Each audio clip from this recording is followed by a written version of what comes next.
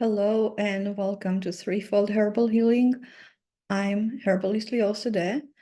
I help people that are sick and tired of being sick and tired, or people that have chronic disease, grow their health from the roots up. And today I wanted to speak about the brain of the person or kid with ADHD. So last week, I explained how people with ADHD are struggling with self-regulating their thoughts, actions, and emotions. You might want to think about it like you think about the buttons managing your radio. You can't enjoy the music if your volume buttons are stuck on too high or too low. What comes up of your radio becomes a disruption. If the buttons are out of whack and the sounds comes too slow, the speech might be slurred and hard to comprehend. But if the speech comes too fast, the words are jumbled together and you can't get the meaning. People with ADHD struggle to fine-tune their responses. They either respond too fast or too slow, too weak or much too strong than the circumstances require.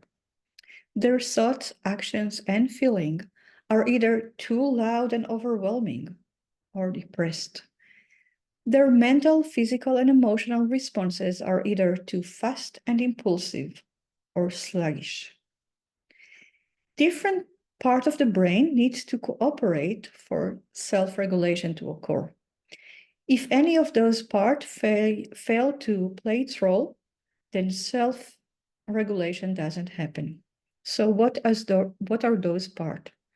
One part is the part that is processes that start low in the brain and are from the bottom up. Those are more automatic processes that are beyond our control. On the other hand, other processes that need to happen are processes that are connected to executive function and are more top-down processes. Those are processes that we can control. And the brain needs to bring together or integrate those two kind of processes with intention and integrity in order to achieve the goals that you set for yourself successfully. So let's talk a little bit about those bottom-up processes. One of them is alertness and detections. Alertness and detections are the capacity to notice the signals from our surrounding. People with ADHD tend to be distracted or have breakdown in alertness, making them miss important cues from their environment.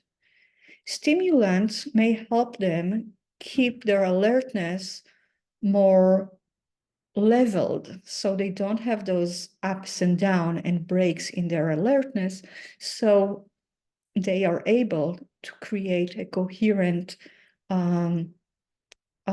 impression of what's happening around them. Now, EEG tests of the frontal cortex of people with ADHD find that some have axis slow wave electrical activity in their brain. Slow wave electrical activities are usually typical for people when they are asleep, implying that the brain of those people with ADHD is under alert. But other people with ADHD show influx of short, rapid brain waves, indicating that their brain is overactive.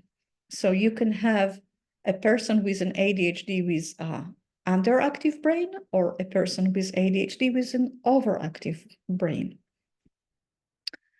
Another capacity that is bottom up is information filtering and accumulation. Sense impressions constantly bombard us, but most of us can filter through the flow of those impressions and focus on the ones that are relevant to the task that we are engaged in or to our goals. For most people, sifting through impressions, comparing them to past experiences, and arriving at a sound understanding of what's happening around them is a very speedy process. However, For people with ADHD, that process might be long, long, and the result might be inefficient and distorted. Alertness, information filtering, and accumulation are bottom-up capacities of the brain because they happen unconsciously and are beyond our control. On the other hand, executive function is something that happened in the conscious brain. It is a set of mental skills that regulate thoughts and action.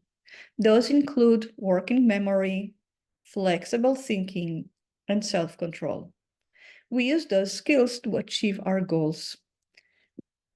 Executive functions are considered top-down functions because they manage brain activities from the rational mind, aka the frontal cortex, down to inhibit other, less logical parts of the brain. The capacity of people with ADHD to prioritize their goals and to hold information in their short-term memory is compromised. For some people, that means that they struggle with top-down functions. For example, frustration and anxiety can create a vicious cycle with the ability to focus attention and prevent impulsive behavior. A frustrated or anxious person has a lower capacity to resist distractions and temptations. On the other hand, a person whose mind is spiraling all the time will have less capacity for controlling their emotions. And people with ADHD have a low capacity to regulate altogether. So self-regulation involved automatic, bottom-up capacities and conscious, top-down aspect, which implies that ADHD is not just a problem of willpower or laziness, because there are automatic parts that are not working well enough. So how do we develop self-regulation?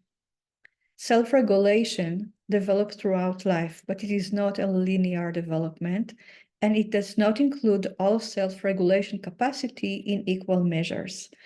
For example, we all know that teenagers' ability to reduce impulsivity and risk-taking lags way beyond their ability to focus on a task.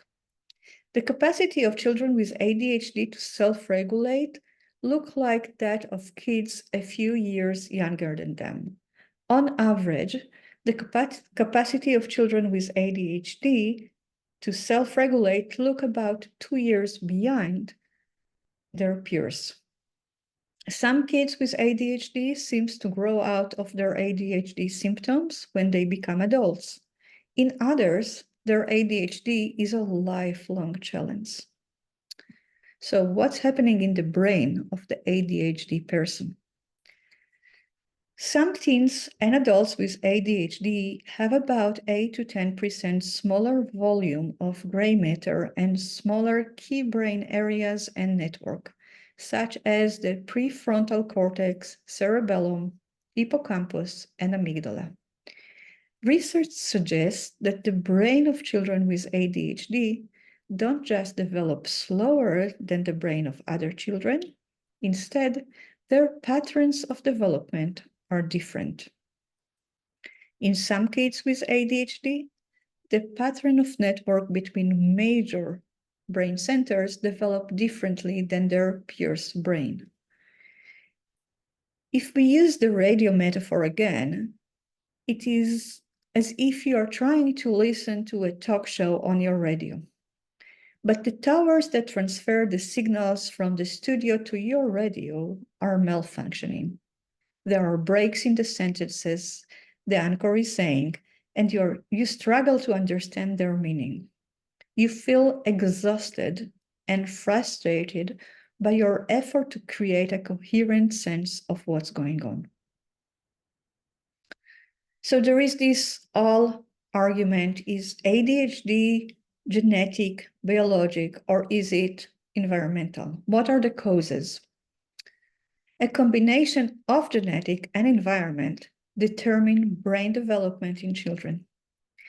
Research on ADHD shows that it has a strong genetic component, which is demonstrated because if your parents or your siblings were diagnosed with ADHD, you stand a better chance of being diagnosed with ADHD yourself.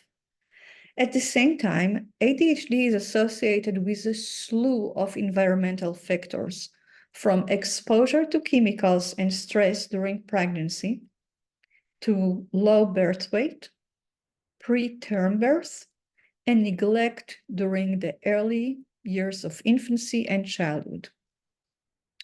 Epigenetic is a new field that studies how behaviors and environment can cause changes to the affect the way that gene works.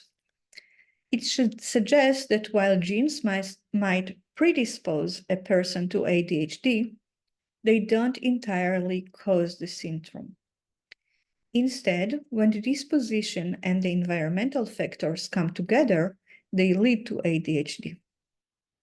That is very important because if you assume that only genetics cause ADHD, then the solution is only biological, mainly pharmaceuticals.